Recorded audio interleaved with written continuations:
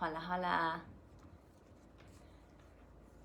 Gemma Gee, and a little bit of PhD talk. So I kind of sometimes wonder why I am at this point in my life delving into some pretty intense studies, and I often get asked that also.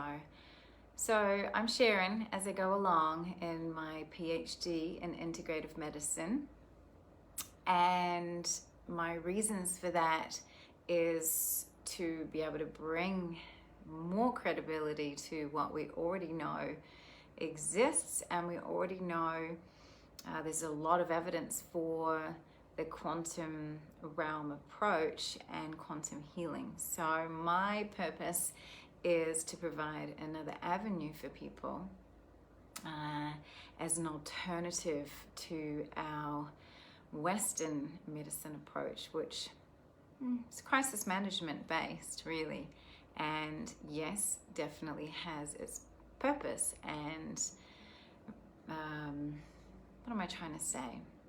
We need it, we do.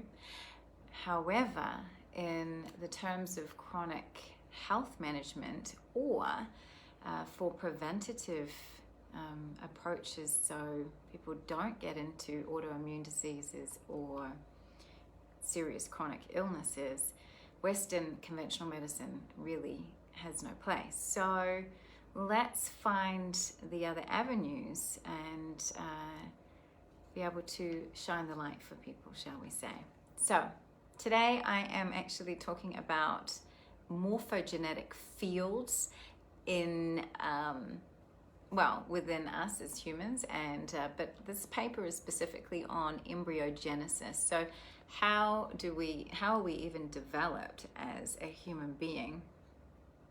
You're a light body, remember, and there's a lot that we don't know still. However, we're getting closer. And when you go morphogenesis, I mean, what even is that? Well, it's a biological process that causes a tissue or organ to develop its shape by controlling the spatial distribution of cells during embryonic development. So what they've found is that there are pre-patterning that then trigger on to the DNA to be able to release the proteins to carry out the processes that they've been instructed to. So we're going to dig a little bit more into that today. And the reason being that with this knowledge of how bioelectrics and the part that they play in terms of instructing cells and things, that is then when we can really, again, bring more conscious discussion around epigenetics, which has really, superseded the genetics theory, which is very outdated now. And the reason I continue to share this is because so many people get stuck in the trap of, it's in my genes, or my mother had it, or whatever, and so therefore become very powerless to the fact that you're only expressing 1.5% of your DNA. So there's another 98.5% that you're able to tap into. And how can you do that so that you can change the trajectory of your experience here in this realm? That's what excites me. All right, so is morphogenesis controlled by local cell interactions, or is it the outcome of a computational process that is guided by a physically encoded map? And these are the questions that scientists have been digging through and finding answers to. So another reason to understand morphogenesis, it's the establishment and creation of a 3D anatomy. So how do you get from nothing to something? How are humans even as an organism? It's quite miraculous when you think about it, and how, we come from a single cell basically, and how is this life? How are people so perfectly formed? I suppose is what I'm asking. It is the miracle that is worth understanding. individual while the individual tissues aged or they're removed by traumatic injury. So as we get damaged, you know, the idea is that we will be able to replace cells. And of course, we see this happening all the time. However, to what extent are we capable of doing that? And there are some organisms that can replace large-scale structures during adulthood. For example, salamanders can regenerate eyes, limbs, lower jaws, hearts, portion of the brain. And there is the story of a young boy, and I do believe it was, gosh, in South America, and he had, well, wherever you get those axolotls, sorry, and I think it was axolotls, that one of the species that can regrow their limbs. Now this boy had raised these axolotls, and so he had seen that phenomenon happen on a regular basis. And when he ended up having to have his arm amputated from the elbow down, he believed that he could regenerate his arm, his limb, because he had seen this happen so many times. And so that's exactly what started to happen.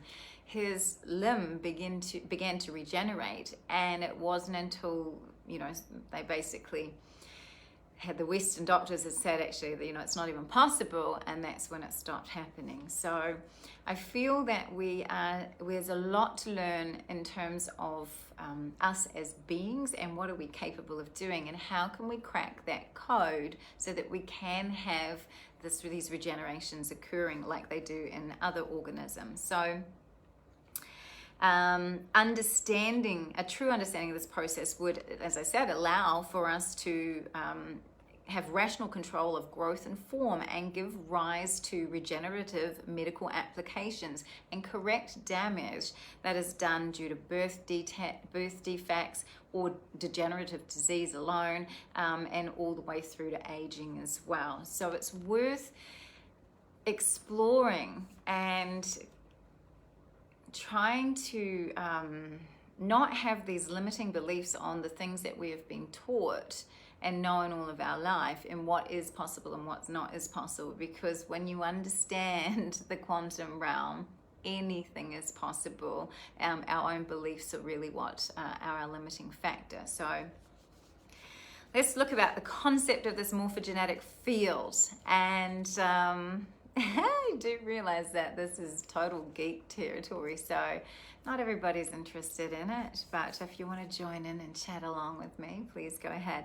So there's a fellow called Darcy Thompson, and he showed there's a myriad of ways in which aspects of living systems often strike resemblances to patterns which are obtained as solutions to field equations in physics. So basically looking at the concepts and the potential of static electricity, magnetism, etc., and that we are really in a binary field, and geometric shapes and patternings, with patterns basically, and as if you took an individual cell of you and you looked at the fractal pattern of it, it would contain every single aspect of you. So we really are like a hallucination, and one of those, hold on a minute, what do they call them? You know, those pictures basically that contain every single pattern, but as the pattern gets bigger, you see the bigger picture of it all. And so there are mathematical field-like structures that seem to recapitulate biological patterns, but there's limitations because this discovery does not address directly the question of whether or not those mechanisms are in fact used in morphogenesis. And so at the end of the day, what they're drawing conclusions to is that everything is of a pattern, and physical and biochemical processes and principles are used to describe these field equations to generate patterns. So what do they mean by the field? Basically, it denotes the informational and regional relationships We're all connected. And one of the main properties of a field model is non-locality. And the importance behind that is that you can influence a biofield, somebody else. Yeah, and they've shown this. Dr. Joe Dispenza has shown this in his work as well, and they've measured it, and how you can influence someone else's autonomic nervous system, and you don't even have to be in the same vicinity of them. So we are, you know, if you've been following some of my stuff, we really are like a hologram in lots of ways. We're a projection here on this planet, and that we are only really on the cusp of beginning to understand how to really optimize our experience here in this realm. Now, just to give you a comparison here, I've been digging a little bit into the aliens, and again, stick with me here, it's fascinating. And they believe that, you know, there are type 3 and type 4 civilizations that exist out in the cosmos. And if you are still in the thought process of that, that we're the only things that exist, then my friends, you need to expand your mind, because go beyond. And as I said, they believe there's type 3 and type 4 civilizations that exist out in the cosmos. And that's basically determining their intelligence as species, and not from a cognitive perspective so much so, but on a perspective of their abilities to shapeshift, to be able to, you know, whatever, manifest, all of that kind of thing and beyond. So the property of the field model is non-locality, and non-locality is the idea that influences are able to be on any point in the system that are not localized to that point, basically. As I said, you don't have to be in the same space as somebody to be able to influence their energetic fields. And we are nothing but energy, so if you can influence an energetic field, you can therefore then you know, have spontaneous remissions that occur, and they are also well documented. So it's not a new concept. Field patterning and morphogenesis has been considered for almost 100 years. It's just that it's not mainstream yet. Much like Dr. Bruce Lipton's work in epigenetics, and that was what he, you know, made major discoveries in the late 60s, and it's only now that his concepts and his ideas and what he discovered is making its way into our Western medical system. And I say it again, you know, if everybody realized how much power they had over their destinies, then, you know, there's no way to control a civilization like that. So power to the people. You can regenerate, you can create your own reality, you can do anything you like, and it's through understanding some of these basic concepts. So what do these morphogenetic fields carry? I have spoken about these, I think, when I was talking about the 5 bodies of consciousness. They carry positional information, and positional information is necessary to integrate cell activity into a system level patterning program. Remember, we are just a program. Yeah, it's hard to get your head around at times, but we are. And this positional information that allows integration of cell activity, it allows for cells and tissues to discern their location relative to each other within a complex 3D structure like our cells. And so when you are thinking that we are a collection of cells, so how is it that every, you know, cell in our body knows exactly what to do? And it's a lot to do with where their location is in the system, and it's all through vibrational patterning. Also, the geometric aspects to the matrix and the substance those cells are in as well. It's quite fascinating, really is. Hold on a minute, pick up my next notes. So everything is driven by patterning via voltage-gated channels. And I find that really interesting also, because in the frequency world, as I've been doing frequency therapy or frequency medicine, whatever you want to call it, it is a prescription. So when we apply frequencies, and as I was learning in the frequencies world, how is this even possible that it can impact our system as it does, as fast as it does? Well, it's basically through the mechanisms at the cell membrane. So information is transferred from the cell membrane into the cell through the cytoplasmic, microfilaments, and then the DNA receives that instruction, because remember, your DNA is a bioacoustic and biophotonic antenna, and it's also a sender, so it sends and receives information, and it's through that process that then the proteins are released that then do whatever it is that needs to be done. So hang on a second, where am I going to go with that? So the cell membrane itself, that holds the key. That's our receiver. Sends the information in, the DNA picks it up, and then also instructs the cell on what it needs to carry out. And that is driven via the voltage-gated channels and of the membrane. And that's key, because often what's happening when we have dysfunction or dis-ease is that a lot of the cells are not transferring information nor energy. And it's all done through vibration, remember that. So epigenetic aspects of the morphogenetic fields beyond these transcriptional networks. So the transcription is the DNA receiving and then encoding and sending off information through the mRNA and then for the proteins and the amino acids and whatever else happens at that level, right? So just thinking about we have our different networks that are at a cell level sending out and telling your system what you need to do. I feel like I've missed something here. Hold on a minute. It's quite possible,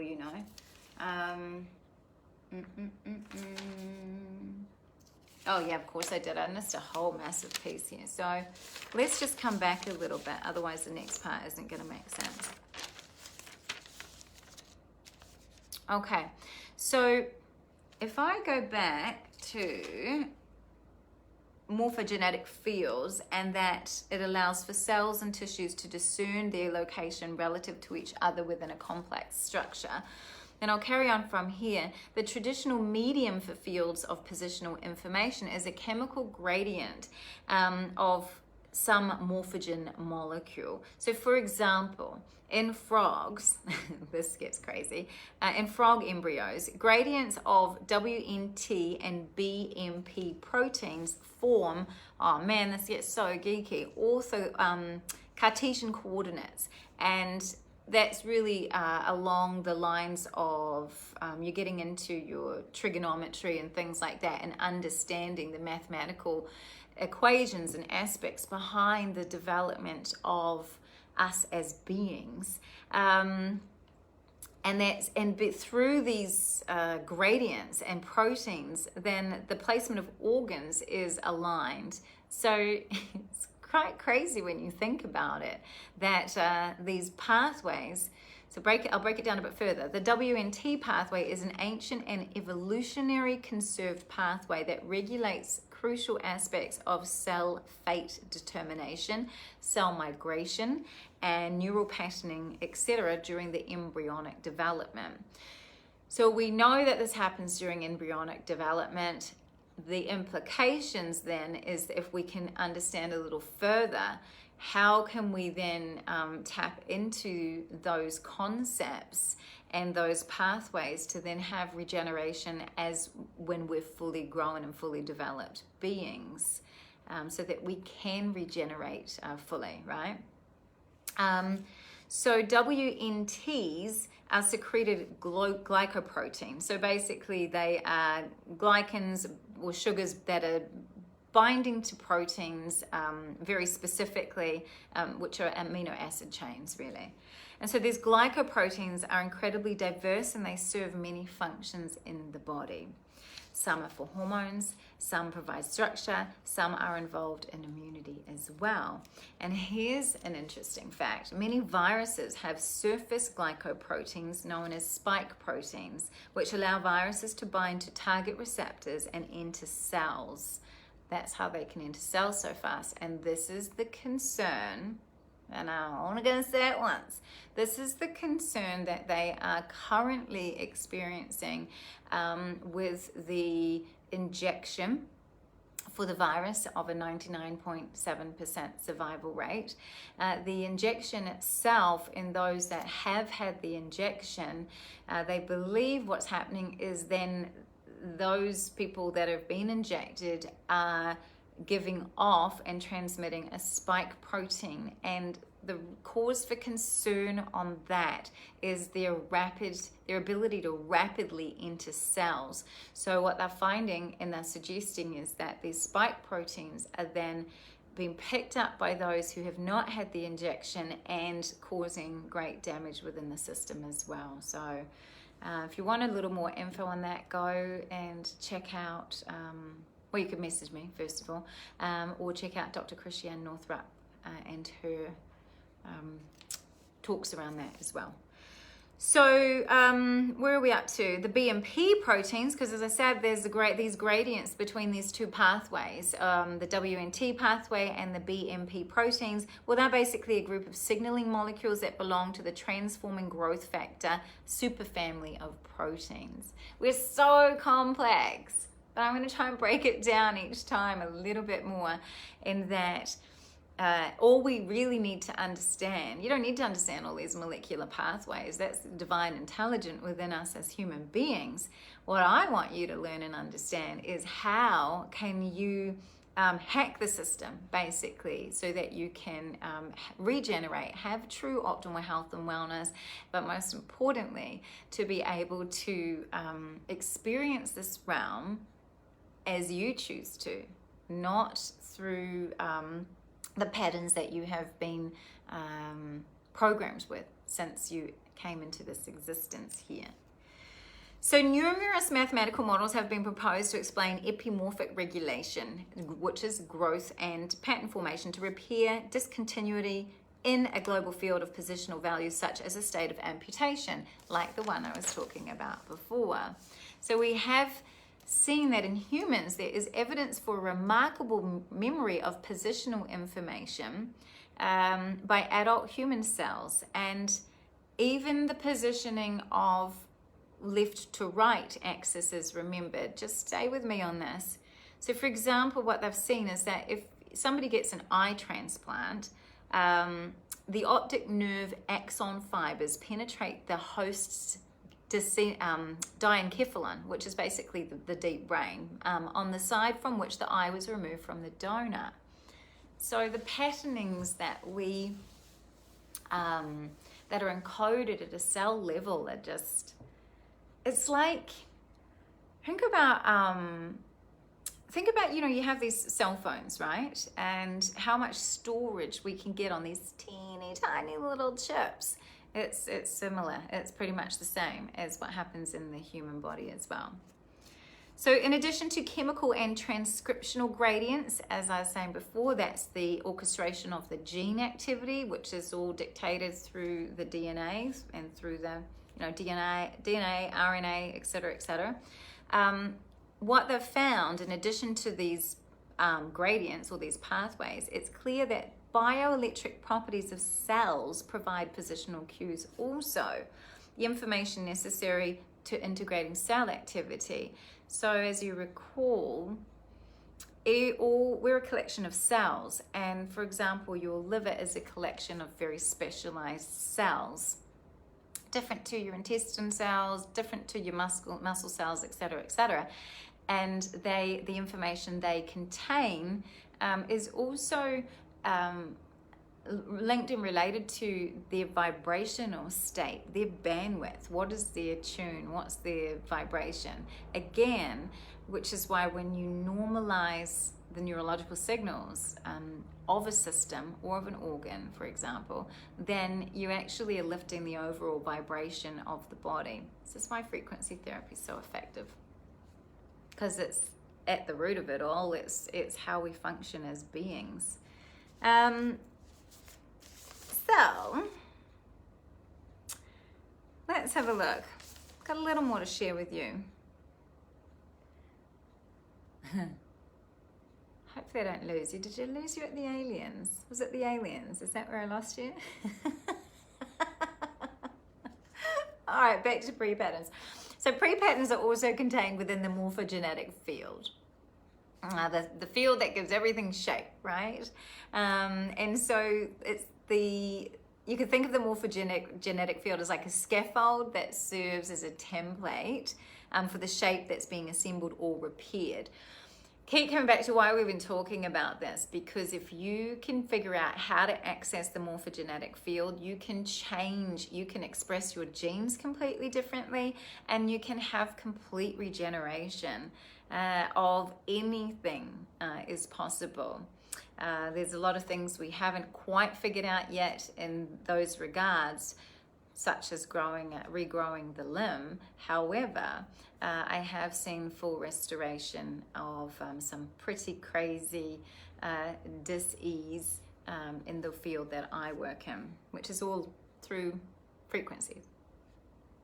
So what we've seen is that recent data shows that bioelectric properties may also function as templates of shape. So bioelectric, keep coming back to that. Why is that important? You are an electrical being. And other studies showed that electrical properties predicted subsequent developmental morphology of nervous system patterning. And so what even is that when we're talking about electrical properties and the importance of them, as I said before, you are a light being. What is electricity anyway? Frequencies. And you're electricity. And there's also studies that show electrical properties predict the development of the nervous system patterning as well. Did I just say that? I just said that. I just repeated myself. Okay, so everything is driven by patterning via the vaulted gated channels of the membrane. And there's some other key factors that are important along this line as well. So physiological states of the cell are crucial for determining the shape. And it was recently shown that experimental control of these transmembrane potentials can induce specific regeneration. Of course it can, because each vibration carries information. Everything in this world is frequencies. So if you can, as I said before, figure out how to manipulate the energy that you are giving out and you are receiving, then therein lies the key to be able to induce specific regeneration and restoration. And bioelectric determinants of morphology are completely invisible to modern molecular profiling techniques, and this is half of the issue. In most of the worlds, how they're studying things is based on what they can see, not what they can't see, right? Because that's where most of the world exists. And so when you look at the dynamic patterns of ion flows, it's very, very much similar to how the original computer memorizes and stores bits as directional current flows in tiny coils of wire. So we understand, no, we don't understand. Let me rephrase that. We don't understand. We accept that, as I said before, these teeny tiny little chips in our cell phones can hold and store so much information, so many memories, and of course algorithms, etc., etc. It is the same for us as beings. And the more we can get our head around that, the more we are able to then adapt to make the changes we're looking for. So, last little piece here, it says, much the same as the ion flows among electrically active cells are invisible to techniques focused on the material structure of the cell. and the mRNA proteins expressed in them, the information content of electronic storage media is invisible to description of the structural components of a computer memory system. Same. Energy flow patterns can store distinct bits among identical bistable units, whether they're implemented in cells or in transistor flip-flop circuits. We have, and it's a well-accepted theory, that we have storage of memory in neural circuits. We also have, the nervous system is one system in the body that records and memorizes everything that's happened, which is often why where people are seeking healing and they're coming at it from a 3D perspective, so massaging or nutrition or physical exercise, whatever it is that we're doing,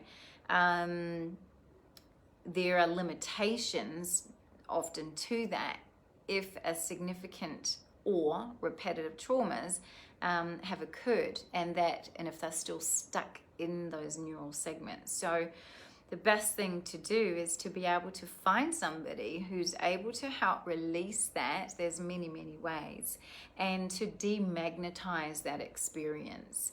It is said that experience without an emotional charge is wisdom, and if you can demagnetize your experience, any experience that you've had, if you can demagnetize that, then we stop sending out information to the field that keeps pulling back in the same experience. And if you can demagnetize it, then you become free from that. In some circles, they might say it's about cutting cords, cutting the energetic cords as well.